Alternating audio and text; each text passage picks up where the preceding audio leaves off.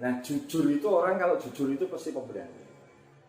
Jadi pemberani itu akibat ya sebenarnya, jadi bukan sifat dasar. Sifat dasar itu yang ditanamkan sama Rasulullah karena beliau juga yang ditunjuk sama Allah untuk nantinya bakalan jadi Rasul, itu otomatis sudah terbentuk.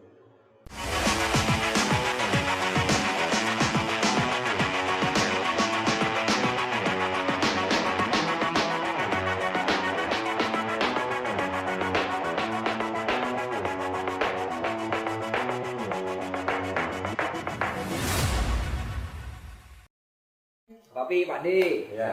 abang dari UI ini, Ya. kita kan bisnis dagang ya, kita juga konsultan, kemudian kita juga harus punya kapasitas gitu, karena kita selama ini ya kalau knowledge kan udah oke lah, ada SOP-nya, ada yang lain-lain. Nah kita pengen dapat pencerahan ya kan, karena Rasulullah itu kan dia juga pernah mengalami fase yang kurang lebih mirip nih Pak Pi. Ya. Mulai kecil, kemudian berdagang, bahkan pernah jadi konsultan dari seorang pesohor Arab ya, di Khadijah. Nah, boleh nggak kita juga dapat ibaratnya apa sih dari sifat-sifat Rasulullah itu yang bisa kita pakai untuk di bidang kita? Iya, ya Pak Ade. Yang sepuluh. Iya ya. Jadi gini coba Gus. Yang jelas Rasulullah itu kan dari umur di dalam kandungan 2 bulan aja, baru 2 bulan 3 bulan lah gitu ya. Ayahnya itu kan juga punya kesibukan, beliau juga berdagang. Jadi berdagang beliau. Sayyidina Sayyid Abdullah itu pedagang juga. Jadi pas berdagang mengantarkan barang dagangannya ke Yasrib yang di Madinah, yang sekarang namanya Madinah itu, terus beliau jatuh sakit, terus beliau meninggal. Jadi dilihat dari karakter, karena seorang anak itu kan terbentuk karakter kan dari orang tuanya. Sudah jelas bahwa memang dari Sayyid Abdullah bapaknya yang seperti itu pun berarti jiwa beliau untuk berusaha, jiwa beliau untuk berdagang itu menurun dari ayahnya. Bukan menurun dari pamannya, bukan, ya? dari ayahnya itu memang sudah berdagang tua. gitu. Kalau kakeknya itu kalau zaman sekarang kan seperti apa namanya, lurah ya. Karena dia kan kakeknya Rasulullah itu kan seorang ketua dari klan ya. Klan dari Bani Quraisy yang memang dia punya tugas untuk menjaga Ka'bah gitu. Nah, kalau kakeknya itu berarti punya, karena dia seorang, kalau zaman sekarang berarti kan seorang bupati gitu atau seorang dia. Jadi ada darah umaroknya. Tapi kalau Rasulullah itu menurun dari bapaknya, itu memang bapaknya juga seorang pedagang. Kan gitu ya, Sayyid Abdullah itu. Nah, terus umur begitu lahir kan berarti anak yatim beliau. Iya. Ya kan, karena bapaknya di dalam kandungan meninggal, terus kemudian beliau diasuh oleh ibunya. Ibunya pun sering dalam cerita itu, dalam beberapa kisah memang ya namanya seorang istri, dia juga melayani suami, karena suaminya juga pedagang, otomatis dia pun kan ngerti bagaimana harus seperti itu. Jadi jiwa wira swastanya Rasulullah, kemandiriannya Rasulullah itu bukan cuma mengalir darah, tapi terbentuk ketika dia juga jadi anak yatim gitu. Ini luar biasanya Allah itu, artinya bahwa kelihatannya memang gimana nggak ada bapak ya, tapi kemandiriannya Rasulullah jadi malah semakin, karena sudah nggak ada bapak. Dia diasuh dulu oleh Bunda Siti Halimah pada waktu menyusui kan. Terus ketika ada kejadian malaikat datang untuk membedah dadanya, dan itu disaksikan sama teman-temannya waktu dia bermain, di situ Siti Halimah udah ketakutan, akhirnya kembalikan ke Siti Aminah, ke bundanya Rasulullah, karena ini cerita kok sampai gitu ya, khawatir, takutnya wong ini saya juga dititipin, nanti kalau ada apa-apa gimana, makanya dikembalikan kepada ibu kandungnya untuk diasuh lagi gitu. Sampai umur 6 tahun ibundanya sedo. Bayangin, anak umur 6 tahun tapi sudah tidak punya ayah, sudah tidak punya ibu, yatim piatu, sudah yatim piatu gitu. Nah kemudian dilanjutkan diasuh oleh kakeknya. Kakeknya karena memang beliau ini kan seorang pemuka umarok ya, karena beliau ini ketua klan dan sangat dihormati. Paman-pamannya pun ya ada yang berbisnis, ada juga yang memang mereka juga jadi umarok juga. Nah, itu sempat diasuh sama kakeknya langsung itu sampai umur 10 tahun. Ya, habis itu baru dilanjutkan diasuh sama Abu Thalib pamannya sampai beliau remaja, sampai beliau menikah kan gitu ya. Tapi di sini letak kemandirian beliau itu semakin terbangun. Dan satu hal yang memang harus dicatati dari semua sifat Rasulullah yang paling dasar itu adalah jujur. Nah, jujur itu orang kalau jujur itu pasti pemberani. Jadi pemberani itu akibat ya sebenarnya, jadi bukan sifat dasar. Sifat dasar itu yang ditanamkan sama Rasulullah karena beliau juga yang ditunjuk sama Allah untuk nantinya bakalan jadi Rasul, itu otomatis sudah terbentuk. Ya toh, ketangguhan, kemandirian dia, terus jujurnya beliau, karena beliau menyaksikan profil kakeknya orangnya jujur, profil ibunya orangnya jujur. Ya otomatis dia berhadapan dengan orang-orang yang di sekelilingnya yang memang orang-orang yang jujur. Sehingga beliau, ya logika sederhana aja, orang jujur itu pasti berani. Iya. Karena untuk mengatakan A itu kalau kebanyakan mikir bisa jadi karena tidak berani. Tapi kalau beliau ya A ya A, B ya B, C ya C gitu.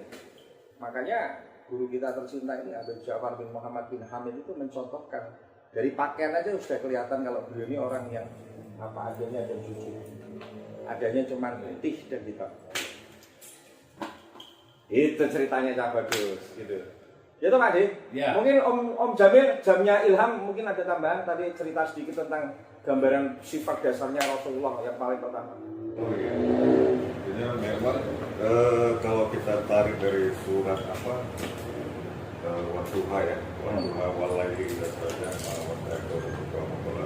wala akhir atau badalakan wala sofa tiga atau alam yajib kayak timan. Ya. Kami dapatin kau itu yatim. Ya. Nanti dalam posisi seperti itu kan yatim itu kan memang apa? Secara apa kan lemah, Pak. Secara dukungan apa segala macam. Tapi memang Allah mendekatnya dengan apa? Karakter tadi yang jujurnya itu. Ya.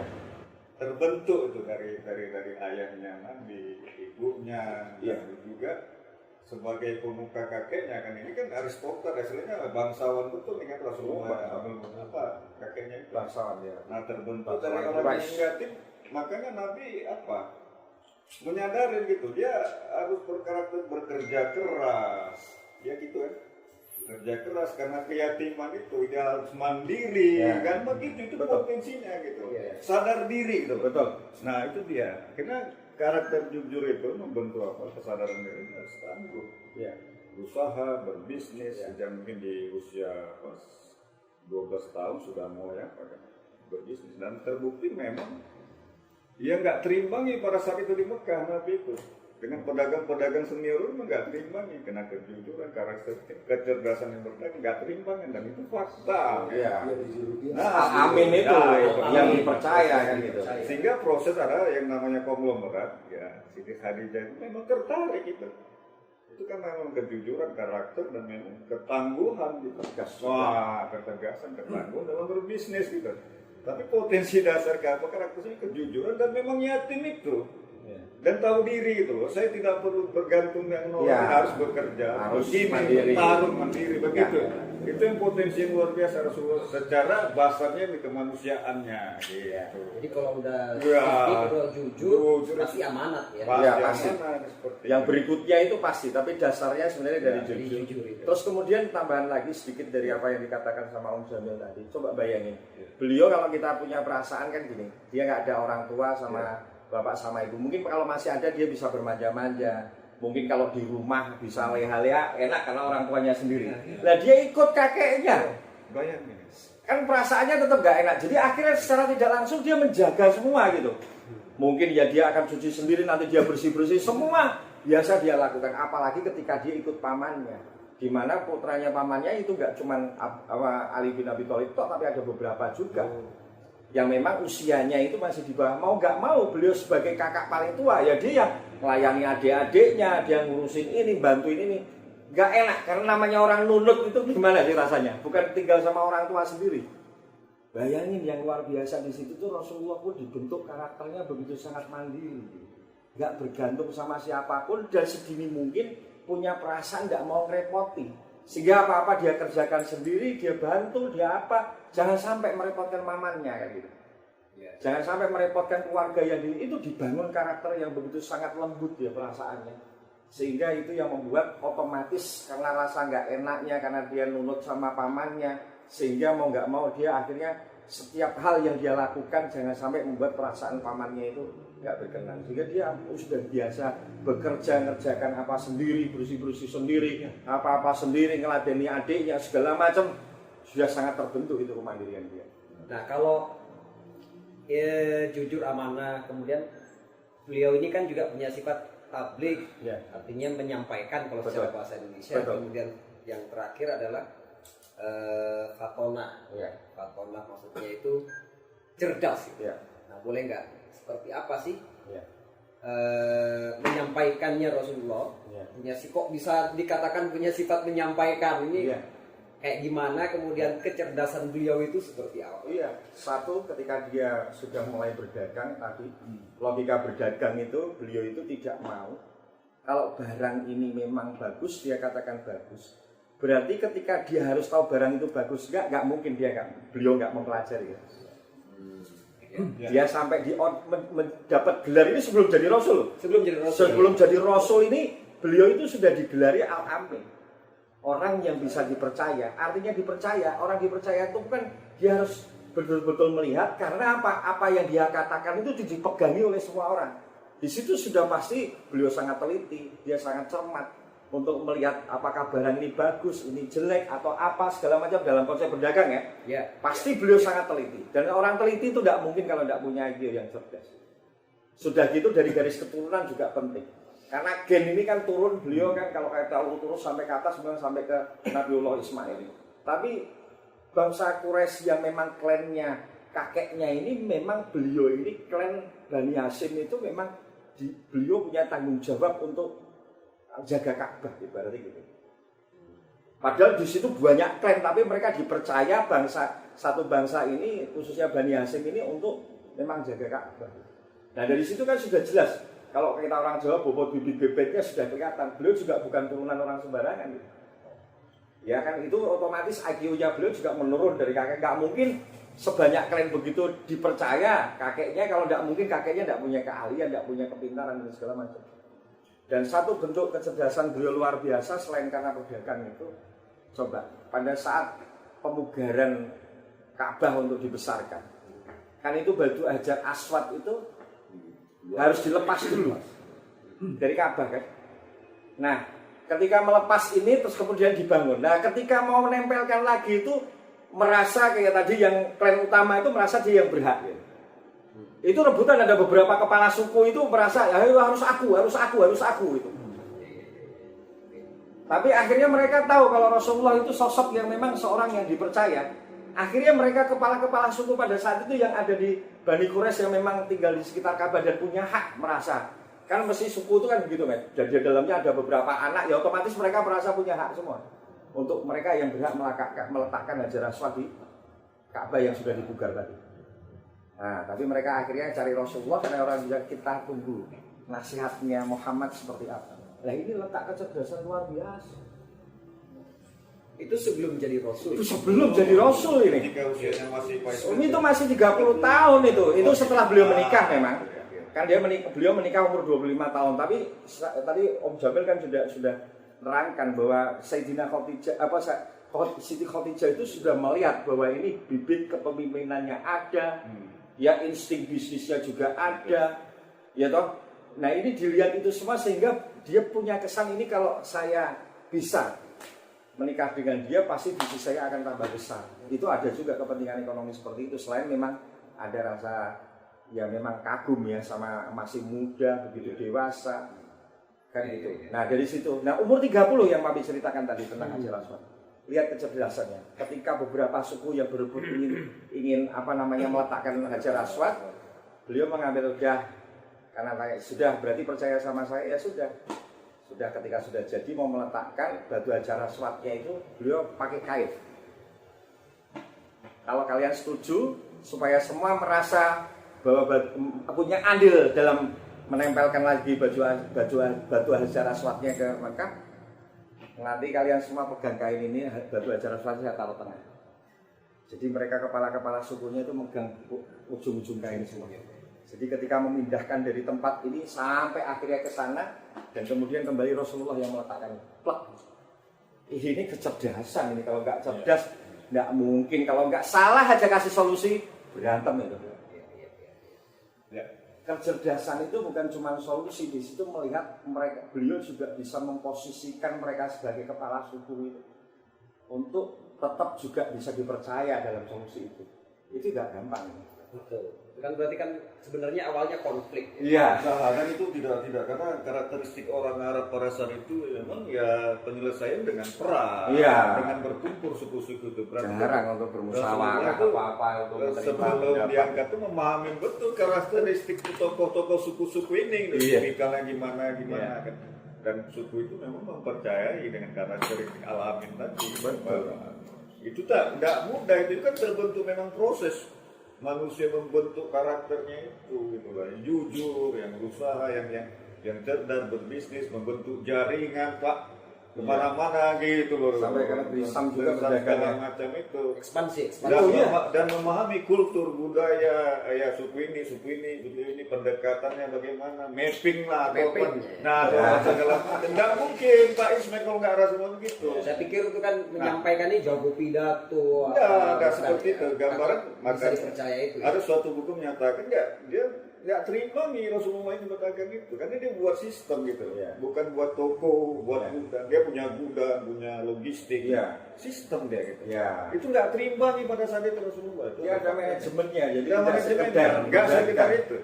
Nah ketika Rasulullah diajak sebagai pemutus lah boleh katakan mengangkat itu, diterima gitu loh. Oh iya datang nih Muhammad datang, diterima mereka gitu. Dia nggak mudah Pak Ismail kecerdasan itu. Kecuali dia punya hubungan yang baik, kenal, jujur dan segala macam awalnya. Gak mungkin orang bisa dipercaya Pak. Meletakkan yang bisa menjadi pertempuran berdarah pada saat itu kan. Kalau salah sedikit berantem itu. Karakteristik. Nah kalau orang Arab tadi kan abang bilang karakteristiknya memang kalau pun apa perang, penyelesaian perang. Sedangkan Rasulullah itu orang Arab, Arab, iya. Itu karakter itu juga enggak ini iya. Bisa jadi kan dari klan keturunan dan apanya tadi orang tuanya segalanya. Karakteristiknya memang Rasulullah ini memang apa? Ya Arab tapi memang berbeda. Memang apa? Kalau itu memang sentuhan apa kita bilang itu kan persiapannya Allah itu kan ada nih persiapan tahapan itu dipersiapkan. Nah kan itu biasanya Rasulullah itu kan memang ketika usia di atas 35 tuh lebih suka dia tuh merenung, mencari makna sejati atau apa gitu kan kehidupan ini bagaimana kan sebelum transformasi menjadi Rasul. Tapi proses itu kan alamiah gitu. Sebagai manusia gitu. Manusia biasa. Manusia dulu Iya. Sampai berhasil dulu belum betul. Sampai ini memang dipantaskan kalau bahasa memang baru dia kan menjadi nabi selalu menjadi rasul.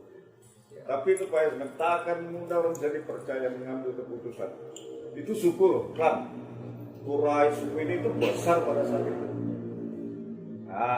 Gitu dia. Adik mungkin ada tambahan. Nah itu dari kesimpulan tadi kan itu ada sifat yang harus kita tekankan gitu. Coba ini tadi dengan perang ya. Dia bisa misalnya dengan pakai menceritakan pakai kain. Artinya apa itu? Artinya apa coba? Selain bijaksana dan cerdas, adil, semuanya kebagian. Itu dia artinya. Keadilan. Dia bisa mencari keadilan tadi. Menempatkan sesuatu pada tempatnya. Itu dia Pak D. Itu yang digunakan dengan makanya sahabatnya dia yang ada Sayyidina Utsman bin Abu Thalib, Sayyidina Utsman bin Affan. Nah, sifat Sayyidina Utsman bin Affan tadi disebutkan dengan waliyatalatol, kelembutan. Maka di situ adilnya tadi satu tadi. Maka dia dipercaya. Ya karena dia Kalau orang cerdas tapi tidak adil, bodoh wae. Nah itu semua ada pada Rasulullah Muhammad SAW. Allahumma sholli alaihi. Gitu. Itu kenapa? Ajarin Allah. Dan Rasulullah tidak pernah minta untuk ditunjuk sebagai Rasulullah. Dia tidak diminta, tapi dia dikendaki. Itu keren. Itu yang luar biasa. Luar biasa. Itu keren. Satu lagi, sebanyak-banyaknya nabi, yang sebanyak 25. Tapi coba bayangkan, siapa yang mendapatkan syafaat? Rasulullah Muhammad SAW. Apa itu syafaat? Syafaat adalah suatu permohonan, permintaan pada Allah Subhanahu Wa Taala yang Allah Subhanahu Wa Taala tidak bisa menolak. Ya. Itu dia. Yang luar biasanya di situ. Diberikan hak syafaat. Luar biasa. Maksudnya sama Allah. Ya. Keistimewaan. Untuk bisakah memberikan syafaat kepada siapapun. Iya, maka kita bisa jadi begini. Siap. Karena apa? Karena syafaatnya kan Nabi Muhammad SAW. Amin. Ya. Itu dia. Siapa? Kita harus tegas. Iya, iya. Agama mengajarkan tentang kebaikan. Siap. Ya lah. Iya. Situ dia tetapnya. Iya. Jadi bukan masalah ininya tidak. Rasulullah itu. Makanya sahabatnya para Rasulullah ya, sebutkan Sayyidina Ali bin Abi Thalib, Sayyidina Utsman bin Affan, Abu Bakar, Sayyidina Umar bin Khattab, ada yang lembut, ada yang keras.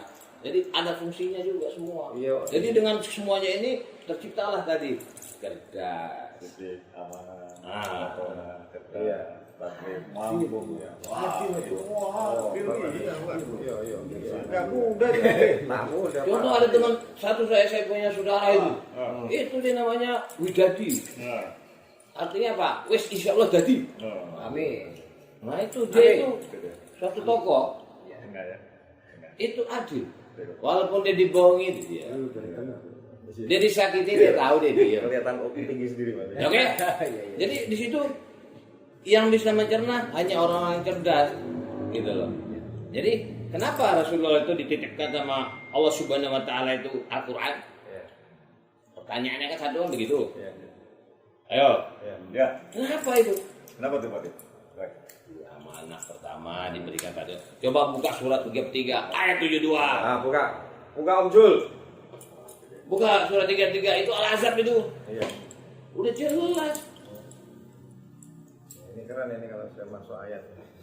Tenang, sabar Om Jul lagi buka Pak. Iya. Ya, sabar. 33 ayat 72. Surat 33 ayat 72. Ada ngobrol Ya, yang itu. berapa deh? Buka Ya, aja. baca dulu. Baca. Bismillahirrahmanirrahim. Sesungguhnya kami telah menawarkan amanah kepada langit, amanat kepada langit, bumi dan gunung-gunung. Tetapi semuanya Amanat. Ya. amanat Terus menawarkan amanat kepada langit, bumi dan gunung-gunung. Tetapi semuanya enggan untuk memikul amanat itu, ya, dan mereka khawatir tidak akan melaksanakannya karena berat pada. ya. Lalu dipikullah amanat itu oleh manusia. Sungguh manusia itu sangat zalim dan sangat bodoh. Oke. Dari satu ayat, dari satu surat 33, itu surah apa? Al-Ahzab. Al-Ahzab. Ada dua pertanyaan. Pertama amanat. Kedua, kenapa manusia diciptakan amat bodoh dan zalim? Aman ini adalah Al-Quran. Oke? Kenapa manusia diciptakan bodoh, dan hina dan zalim? Karena sudah ada petunjuk Al-Quran, tidak dikerjakan perintahnya, tidak tinggalkan larangannya. Iya. Maka kita dikatakan bodoh. Iya.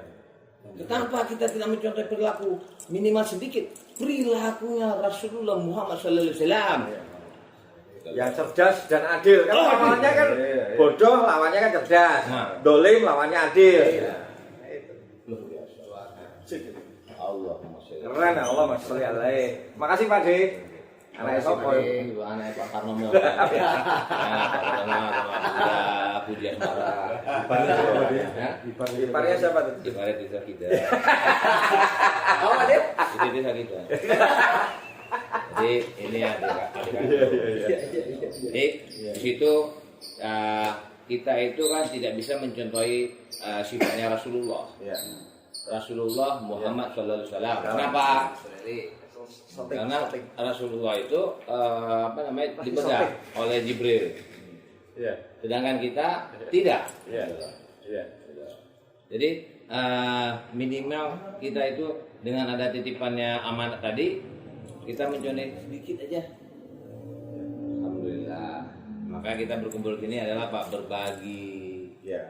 Berbagi kebaikan di jalan Allah Subhanahu wa taala. Amin. Atas syafaatnya kanjeng Nabi Muhammad sallallahu alaihi wasallam. Sip. Iya. Cukup ya, Terima Pak. kasih Pak De, Iya. Pak Pak Jul, Iya. Pak Cabe. Ya, terima kasih, Pak. Ya. Ya. Oke. Sampai ketemu di UI. Ya, amin.